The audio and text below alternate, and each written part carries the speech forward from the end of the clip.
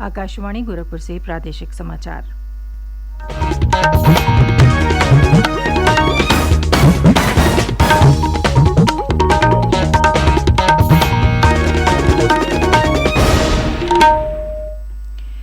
नमस्कार, समाचार बुलेटिन के साथ मैं सुकीर्ति अस्थाना। पहले मुख्य समाचार। मुख्यमंत्री योगी आदित्यनाथ ने प्रदेश में सूखे की स्थिति के आकलन के लिए सभी जनपदों में सर्वेक्षण कराने के दिए निर्देश। जिलाधिकारियों को 1 सप्ताह के भीतर सर्वे रिपोर्ट शासन को सौंपने को कहा। उप मुख्यमंत्री ब्रजेश पाठक ने शाहजहांपुर में विकास परियोजनाओं की समीक्षा की। पीलीभीत में मेडिकल कॉलेज का किया निरीक्षण। कहा, निर्माण जल्दी पूरा कर अगले सत्र से शुरू कराएं शिक्षण कार्य। प्रदेश के गैर मान्यता प्राप्त मदरसों का सर्वे 15 अक्टूबर तक पूरा करने के निर्देश। और आज विश्व साक्षरता दिवस है। राज्यपाल आनंदीबेन पटेल और मुख्यमंत्री योगी आदित्यनाथ ने प्रदेशवासियों को दी बधाई।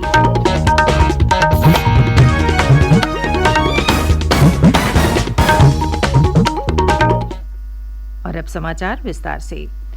मुख्यमंत्री योगी आदित्यनाथ ने सूखे की स्थिति के आकलन के लिए प्रदेश के सभी जनपदों में सर्वेक्षण कराने के निर्देश दिए हैं। उन्होंने कहा कि जिलाधिकारी संबंधित जनपदों में टीम गठित कर सर्वेक्षण कराएं।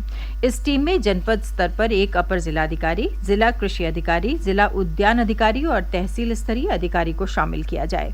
श्री योगी ने 1 सप्ताह के भीतर सर्वेक्षण रिपोर्ट शासन के समक्ष प्रस्तुत करने के निर्देश दिए।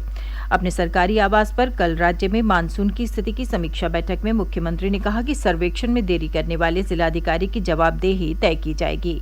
मुख्यमंत्री ने कहा कि प्रदेश के 62 जनपदों में औसत से कम बारिश हुई है, इसलिए प्रभावित जनपदों में अगले आदेश तक भू राजस्व और राजकीय नलकूपों से सिंचाई की वसूली स्थगित रखी जाए। उन्होंने कहा कि किसानों के ट्यूबवेल के बिजली कनेक्शन भी न काटे जाएं। मुख्यमंत्री ने सिंचाई विभाग को नहरों में पर्याप्त पानी और बिजली विभाग को ग्रामीण क्षेत्रों में बिजली आपूर्ति बढ़ाने के निर्देश दिए। उन्होंने किसानों को दलहन, तिलहन और सब्जी के बीज उपलब्ध कराने के भी निर्देश दिए। प्रधानमंत्री नरेंद्र मोदी आज शाम 7 बजे नई दिल्ली में कर्तव्य पथ का उद्घाटन करेंगे। राजपथ का नाम बदलकर कर्तव्य पथ किया गया है। प्रधानमंत्री नई दिल्ली स्थित इंडिया गेट के नजदीक नेताजी सुभाष चंद्र बोस की विशाल प्रतिमा का अनावरण भी करेंगे। इंडिया गेट के पास ही छतरी के नीचे 28 फीट की ग्रेनाइट की प्रतिमा रखी जाएगी। नेताजी सुभाष चंद्र बोस की प्रतिमा पराक्रम दिवस पर लगाई गई उनकी होलोग्राम प्रतिमा के स्थान पर लगाई जा रही है। उप मुख्यमंत्री ब्रजेश पाठक ने कहा है कि बिजली बिल की ओवर बिलिंग किसी भी दिशा में नहीं होनी चाहिए। उन्होंने कहा कि अगर ऐसा होता है तो दोषी अधिकारियों और कर्मचारियों को चिन्हित कर कड़ी कार्रवाई की जाए। इसके साथ ही उन्होंने निर्धारित रोस्टर के अनुसार विद्युत की नियमित आपूर्ति सुनिश्चित करने के भी निर्देश दिए। उप मुख्यमंत्री ने कल शाहजहांपुर में सरकारी योजनाओं की समीक्षा की और अधिकारियों को जरूरी निर्देश दिए। श्री पाठक ने मुख्य चिकित्सा अधिकारी को सभी स्वास्थ्य केंद्रों में पर्याप्त चिकित्सकों की तैनाती करने और चिकित्सा सेवाओं की पर्याप्त उपलब्धता के साथ मरीजों को समुचित उपचार उपलब्ध कराने के भी निर्देश दिए। उन्होंने सीएमओ से कहा कि निर्धारित रोस्टर के अनुसार प्रतिदिन एक स्वास्थ्य केंद्र का निरीक्षण करें और मरीजों के उपचार के लिए परामर्श भी दें। इसके बाद उप मुख्यमंत्री ब्रजेश पाठक ने कल पीलीभीत में पूरनपुर रोड स्थित निर्माणाधीन मेडिकल कॉलेज का निरीक्षण किया। उन्होंने मेडिकल कॉलेज का निर्माण जल्दी पूरा करने के निर्देश देते हुए कहा कि आगामी सत्र से यहां शिक्षण कार्य प्रारंभ कराया जाए। उप मुख्यमंत्री ने जिलाधिकारी पुलकित खरे को कॉलेज तक सड़क निर्माण कराने के भी निर्देश दिए। श्री पाठक ने पार्टी पदाधिकारियों तथा जनप्रतिनिधियों से भाजपा कार्यालय में मुलाकात भी की और जिला स्तरीय अधिकारियों के साथ विकास कार्यों की समीक्षा की। इस दौरान जल शक्ति मंत्री स्वतंत्र देव सिंह और गन्ना एवं चीनी मिल राज्य मंत्री संजय सिंह गंगवार भी मौजूद रहे। उप मुख्यमंत्री केशव प्रसाद मौर्य ने कहा है कि जन कल्याणकारी योजनाओं में भ्रष्टाचार करने वालों पर केंद्र और प्रदेश सरकार जीरो टॉलरेंस नीति पर काम कर रही है। उन्होंने कहा कि भाजपा सरकार के सुशासन और विकास के कारण विपक्ष अभी सत्ता से कोसों दूर है। श्री मौर्य ने कल बाराबंकी के ग्राम रसौली में सूक्ष्म, लघु, मध्यम तथा ओडीओपी उद्यमियों के साथ बैठक की और जल जीवन मिशन के तहत ग्रामीण पेयजल योजना, चक गजरिया फार्म में गौशाला तथा निर्माणाधीन वर्मी कंपोजिट पिट का भी निरीक्षण किया। उन्होंने कहा कि बेसहारा पशुओं की समस्या के स्थायी समाधान के लिए सरकार जल्दी ही ठोस समाधान निकालेगी। इसके साथ ही श्री मौर्य ने भाजपा कार्यालय पर पार्टी पदाधिकारियों, जनप्रतिनिधियों और कार्यकर्ताओं के साथ बैठक की। प्रादेशिक समाचार आप आकाशवाणी गोरखपुर से सुन रहे हैं। ये समाचार बुलेटिन हमारे YouTube channel AIR news Gorakhpur और ट्विटर हैंडल AIR_GKP पर भी उपलब्ध है। अल्पसंख्यक कल्याण मंत्री धर्मपाल सिंह ने प्रदेश के गैर मान्यता प्राप्त मदरसों का सर्वे कराए जाने के लिए 10 सितंबर तक सर्वे टीम गठित करने के निर्देश देते हुए कहा कि 15 अक्टूबर तक सर्वे कार्य पूरा कर लिया जाए। अल्पसंख्यक कल्याण मंत्री ने कल लखनऊ में हुई एक उच्च स्तरीय विभागीय बैठक में ये निर्देश दिए। उन्होंने कहा कि गैर मान्यता प्राप्त मदरसों के सर्वे के लिए गठित टीम में संबंधित तहसील के उप जिलाधिकारी, जिला बेसिक शिक्षा अधिकारी और जिला अल्पसंख्यक कल्याण अधिकारी शामिल होंगे। ये टीम अपर जिलाधिकारी प्रशासन के निर्देशन में सर्वे करके जिलाधिकारी को रिपोर्ट सौंपेगी।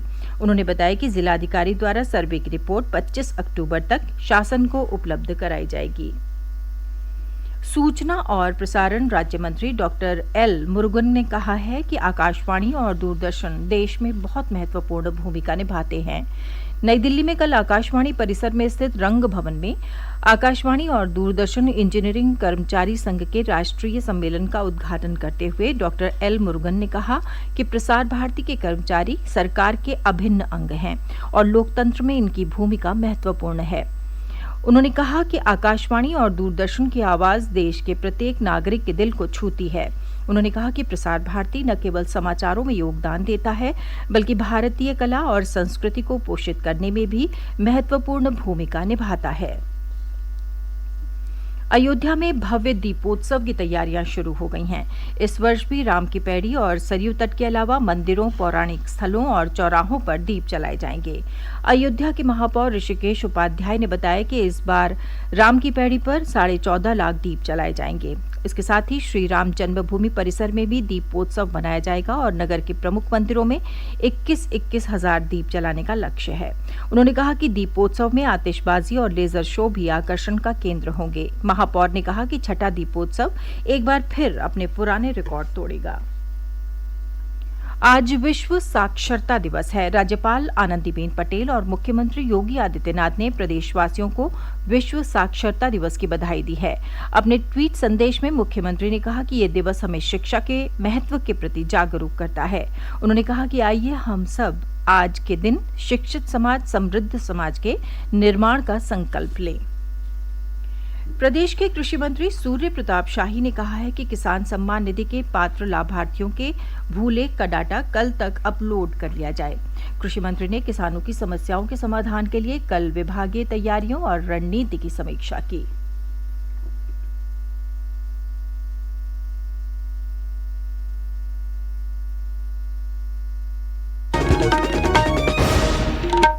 और अंत में मुख्य समाचार एक बार फिर। मुख्यमंत्री योगी आदित्यनाथ ने प्रदेश में सूखे की स्थिति के आकलन के लिए सभी जनपदों में सर्वेक्षण कराने के दिए निर्देश। जिला अधिकारियों को 1 सप्ताह के भीतर सर्वे रिपोर्ट शासन को सौंपने को कहा। उप मुख्यमंत्री ब्रजेश पाठक ने शाहजहांपुर में विकास परियोजनाओं की समीक्षा की। पीलीभीत में मेडिकल कॉलेज का किया निरीक्षण, कहा निर्माण जल्दी पूरा कर अगले सत्र से शुरू कराएं शिक्षण कार्य। प्रदेश के गैर मान्यता प्राप्त मदरसों का सर्वे 15 अक्टूबर तक पूरा करने के निर्देश।